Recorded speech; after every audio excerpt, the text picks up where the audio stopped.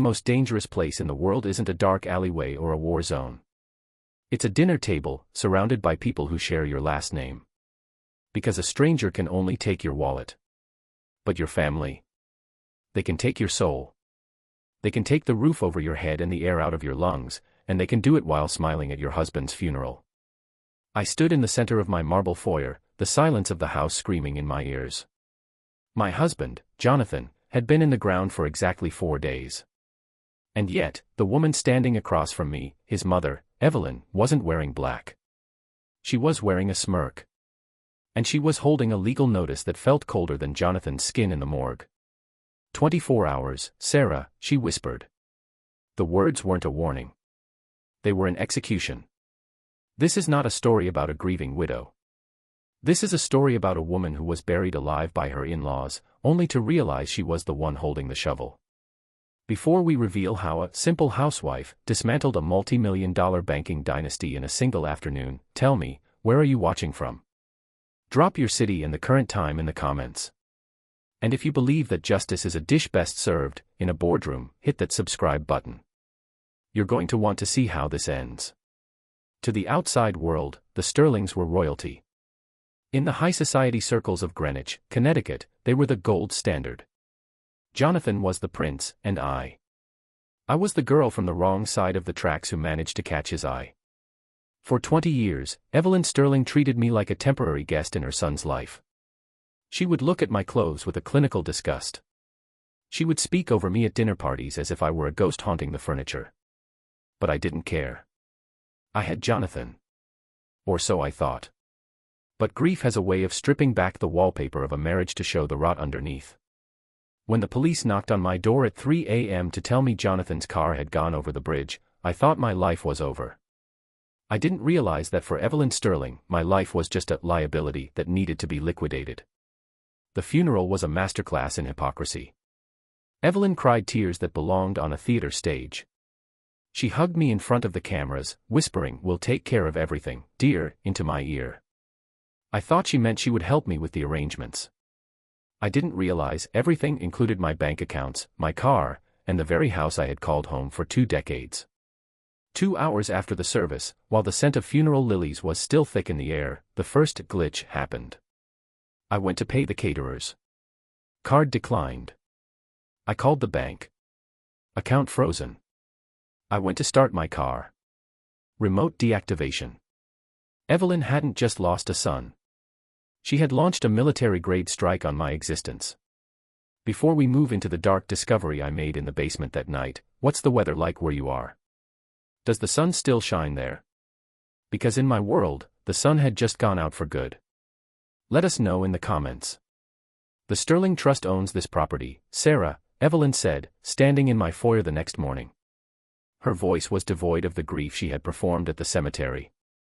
And since Jonathan died without a will naming you as the beneficiary of the trust, you are technically a squatter. The movers will be here at 8 a.m. tomorrow. I suggest you take what fits in a suitcase. The rest stays with the family. She turned to leave, her heels clicking on the marble like a firing squad. She thought she had won. She thought I was the same simple girl Jonathan had married. She forgot one thing. Jonathan was the face of the Sterling's wealth. But for 15 years, I was the one who managed the back end of his private investments. And Jonathan had a secret safe in the basement that Evelyn didn't know about. A safe that required a biometric thumbprint. My thumbprint. Inside that safe wasn't jewelry. It wasn't cash. It was a single black flash drive that contained the digital keys to the Sterling's greatest fear, the deed to the bank. To understand the explosion, you have to understand the pressure. For 20 years, I lived in a house that wasn't mine, in a life that was curated by a woman who hated the very air I breathed. Evelyn Sterling didn't just want a daughter-in-law, she wanted a mannequin. Someone to wear the Sterling pearls, not at the right times during charity galas, and, most importantly, keep her mouth shut while the men ran the world. But while Evelyn was busy lecturing me on the vulnerability of my middle-class upbringing, I was doing something she couldn't possibly comprehend. You see, the Sterlings viewed money as a trophy. I viewed it as a language. By day, I was the dutiful wife who picked out flower arrangements. By night, when the house was silent and Jonathan was asleep, I was Aegis. I started small. Day trading. Then, I moved into algorithmic risk assessment. While Evelyn thought I was napping in the afternoons, I was building a decentralized fintech firm that specialized in one thing: predatory debt acquisition. I wasn't just making money. I was building a net. And the Sterling family business, Sterling Global Holdings, was the biggest fish in the sea. Why did I hide it? Because I knew. I knew from the first year of my marriage that the Sterling's love was conditional. It was a lease. And I knew that one day, the lease would be up. I just didn't expect the eviction to happen over my. Before we get into the secret Jonathan left behind in that safe, what time is it where you are? Are you watching this in the dead of night, or the light of day? Let us know in the comments. Your engagement keeps this story alive. The night before the eviction, the house felt like a tomb. The power had been cut, Evelyn's little parting gift to ensure I didn't stay a second longer than 8 a.m.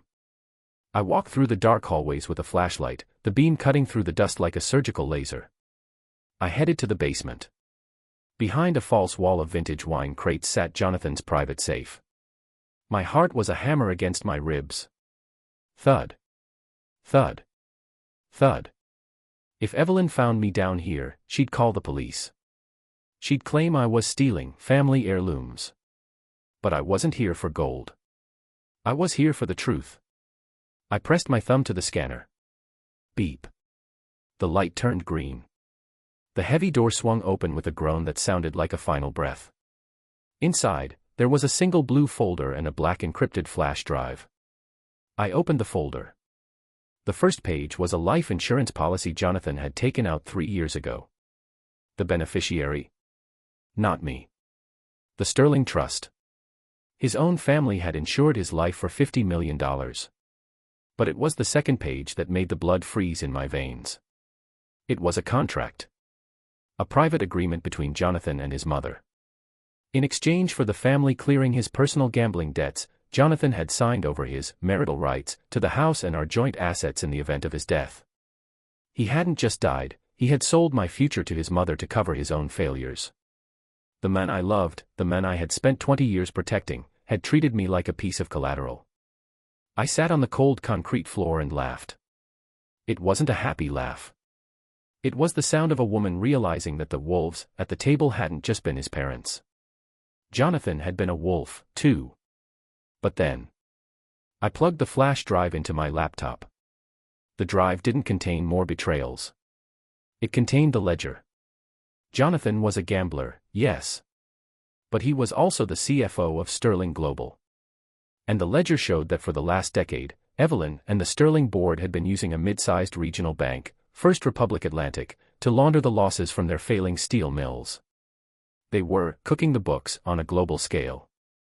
And then I saw it. The gold mine. First Republic Atlantic was currently underwater. They were looking for a silent buyer to bail them out before the federal regulators stepped in. They needed a miracle. I looked at the clock. 3 a.m.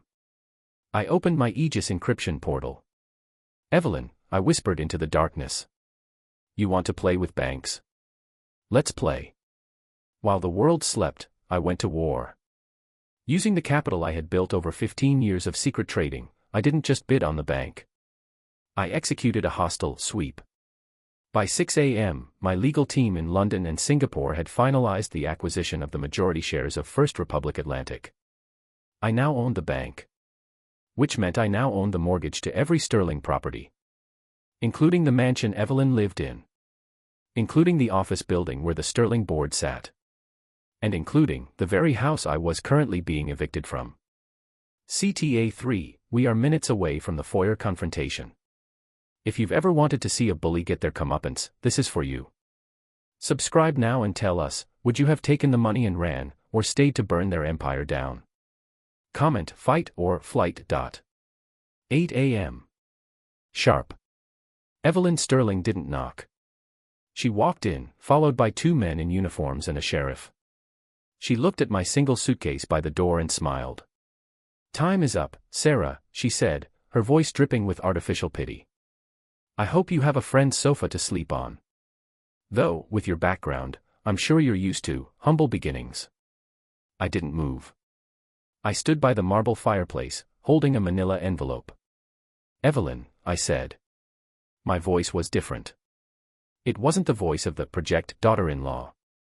It was the voice of the person who held her heartbeat in my hand. Before I leave, I think you should check your email. She scoffed, reaching for her phone. I watched the color drain from her face. I watched the smirk dissolve into a mask of pure, unadulterated terror. What is this? She stammered. This is a mistake. The bank. First Republic, they can't call in the sterling loans. We have a grace period. You had a grace period, I said, stepping closer. Until the bank was purchased by a new parent company this morning. A company called Aegis. And as the majority shareholder of Aegis, I've decided that the sterling trust is too high a risk. All loans are due. In full. By noon. The sheriff looked at Evelyn. Then at me. Is there a problem here, ladies? He asked. No, Sheriff, I said, smiling for the first time in weeks. But I'd like to report a trespasser. This woman is currently standing in a property owned by Aegis Capital. And she doesn't have an invitation. Evelyn looked like she was going to faint. The legal notice she had used to bully me was still in her hand. I reached out, took it from her, and tore it in half. You have 24 hours to pack, Evelyn, I whispered, mimicking her tone perfectly. I suggest you take what fits in a suitcase. The rest stays with the owner. The sterling empire didn't fall with a bang. It fell with a whimper. Without the bank to hide their losses, the board turned on Evelyn. Within a month, they were bankrupt. I didn't take their houses to be cruel. I took them because they were built on the bones of people they had stepped on. People like me. I still live in the house with the marble foyer. But the curtains are different. And the silence? The silence isn't scary anymore. It's the sound of freedom. Was justice served? Or did I become the very thing I hated? Let me know your thoughts in the comments. And if you're ready for our next deep dive into the dark side of the elite, click the video on your screen right now. You won't believe what we found in the next case.